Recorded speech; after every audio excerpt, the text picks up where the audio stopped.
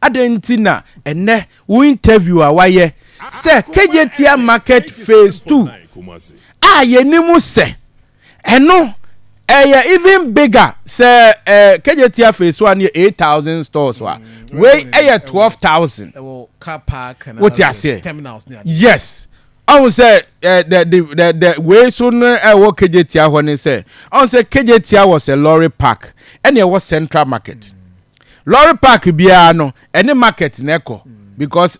lorry park near my bedi draw market one eba. We NDC for shas no the lorry park ni mum ni ko see market. Etina ye here another market here. A bet me accommodate a lot of lorries because existing one way over 8,000 stores so now NDC for sure so musi ya a bet twice one na lorry park was 108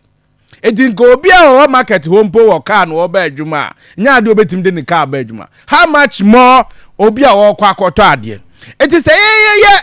KJT market phase 2 na say market kura na wo mani so a adenti na ene no pay ya me no kasen what my interviewer contractor ho no catch say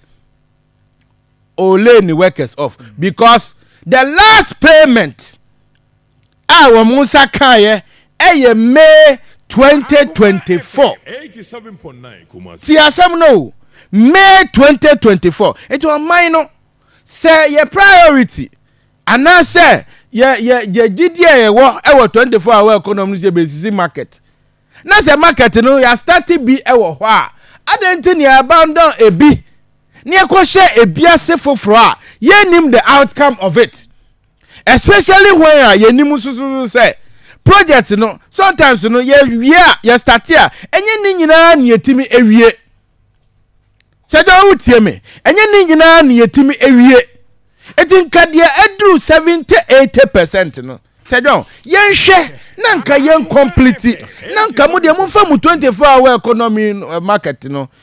no enhya siempo mfiri ho ne yehu se ade no ebeyi ansanya committee other monies okay because akoye one too many say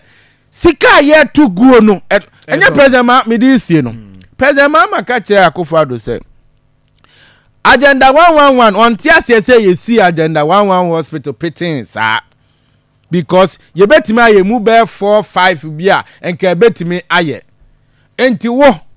president you adenti na wo si market baku 41 e wa chan e ba dia Akoma FM 87 market ye ni bi it is the same logic yes we should ask him okay me that's a thank you